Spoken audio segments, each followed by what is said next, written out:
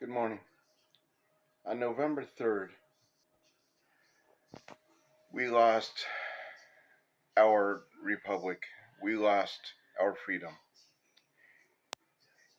because the Democrats stole an election.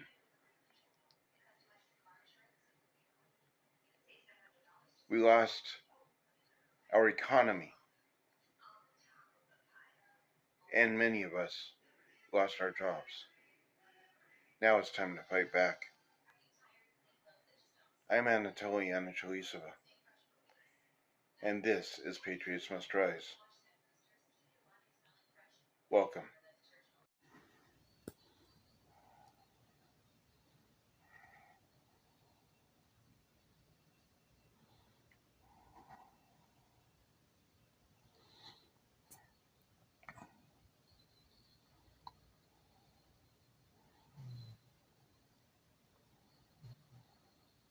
Yeah, these were very organized riots.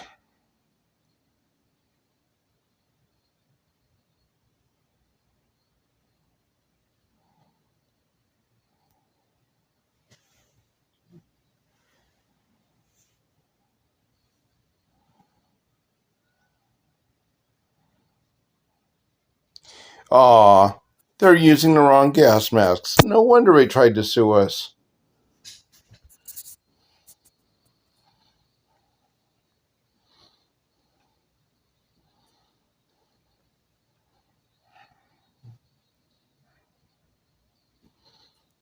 During the George Floyd riots, there was a lot of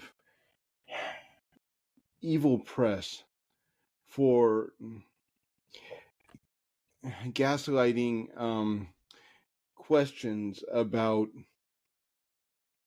why the feds in Portland weren't wearing name tags, weren't wearing unit patches. First of all, we were wearing unit patches. You just didn't recognize them. Second, the units that weren't wearing name tags never will. These are units that are in such dangerous positions that they want to protect their families, so they don't identify themselves. They don't wear name patches.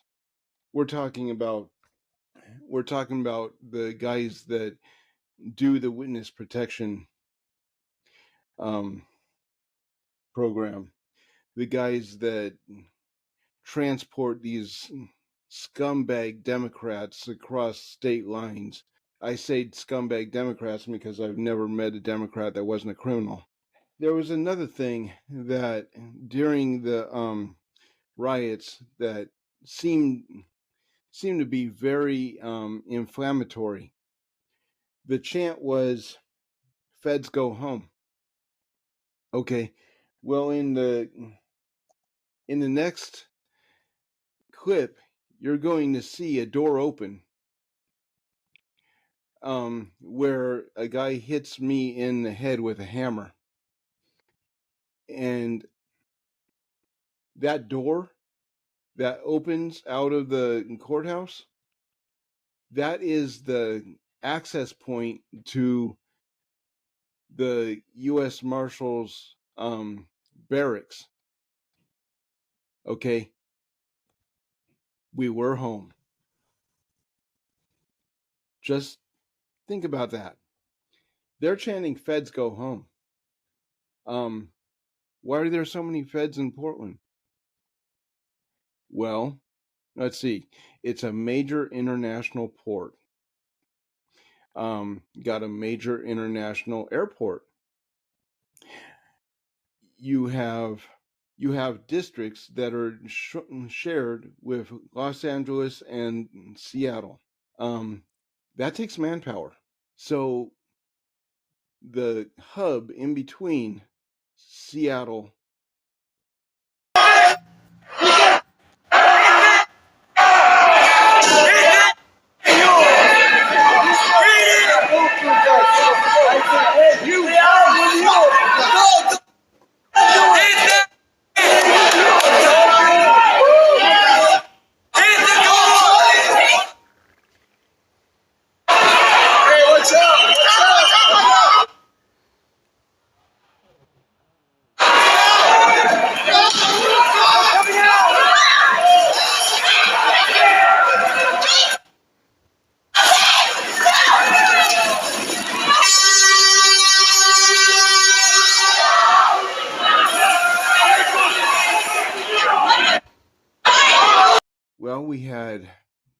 rioting, a lot of shootings. We had Condoleezza Rice flat out calling this the summer of chaos in 2016. The theory was that if the left could intimidate their voter base enough, they could manipulate them into voting the way they wanted. This is basically how the Democrats work anyway. I mean, look at COVID. The Democrat cities, the Democrat states locked up tight. The highest crime rates ever. Trash everywhere in liberal run cities. They thrive when their constituents are miserable. Basically, because their constituents aren't smart enough to realize that they're being manipulated and that they work for the people and not the other way around. So instead of actually doing their job and managing the city right and keeping crime down and funding the schools so their kids could read and actually learn why the left sucks. Instead, they indoctrinate. Instead, they intimidate. They enslave. And this is what 2020 and 2016 have in common. George Floyd was just a tool, just another tool in their arsenal to manipulate their people. And it floors me. It really does that these leftist zombies actually buy what CNN and MSNBC and all the other left-wing rags were actually selling. Has nobody actually figured out that whenever there's a mass shooting, it's never in a conservative city? Never. In fact, every time there is a shooting, it's almost predictable what they're going to say. They're going to push the gun grabs. They're going to push the narrative that their party totes. And yet the press seems to avoid the fact that the leadership of that city, the leadership of even that state, and in some cases the country, happen to be left-wing hacks. All right? So what is the common denominator here? Is it possible that the reason that these riots get organized so quickly? I mean, George Floyd was dead for 18 minutes, and there was already rioting in Portland, Oregon, across the country. Okay? What is it? What is the common denominator? I'll tell you what the common denominator is. It is the left-wing press. You ever hear of subliminal messaging? What could possibly stoke so much anger that they would destroy their own cities? You might want to think about that. And by the way, these riots weren't peaceful. George Floyd wasn't a saint. In fact, he was a career criminal that deserved to die. So, with that said, I've got several pieces of footage that I want to show you of these so-called peaceful protests and the left saying that they were peaceful. I got hit in the head with a hammer during those riots. I lost what was left of my vision in my left eye because of that. So nobody can tell me that these were peaceful protests. I had friends die in these protests.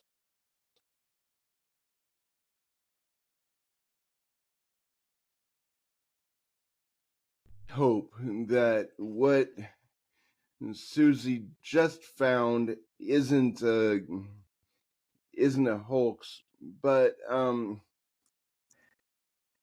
if it is, maybe this will be a shout out to Elon to wake up and actually act on it, because we're actually crying out for help, and he's the only one that could do it. Elon Musk supposedly just bought Google. I do not believe that he intends to keep it. I've actually seen what do I call him now? I've seen tweets on the former Twitter from Elon Musk saying that he does have plans for Google. We don't know what those plans are for confirmation unless this is actually true. But I can't say that I do know for a fact that it is true. We'll see how it plays out. However, I do know that he has a lot of plans for the new platform X, where he plans to basically make it a Swiss Army knife for digital services. And I hope that you will consider donating to help support us. A link will be in the description. But even more importantly, I hope that you realize that we need be prepared for this kind of behavior in the future, because the closer we get to an election, this is what the Democrats do. They do not actually have any platform that is worth a damn, so they try to intimidate people into voting in the direction that they are wanting you to go. They do so under the false premise of like George Floyd. George Floyd had absolutely nothing to do with these riots. These riots were pre-organized. There were people starting to riot even before people even knew that George Floyd was dead. They just hijacked George Floyd as a reason to get people more involved in the rioting. It was phenomenally stupid that people would even get on the bandwagon for George Floyd. I mean, this guy was a scumbag. But at the same time, anybody that would vote for a Democrat is a scumbag. So we know where that's going. So with that said, like I said before, there's going to be a link in the description to please donate.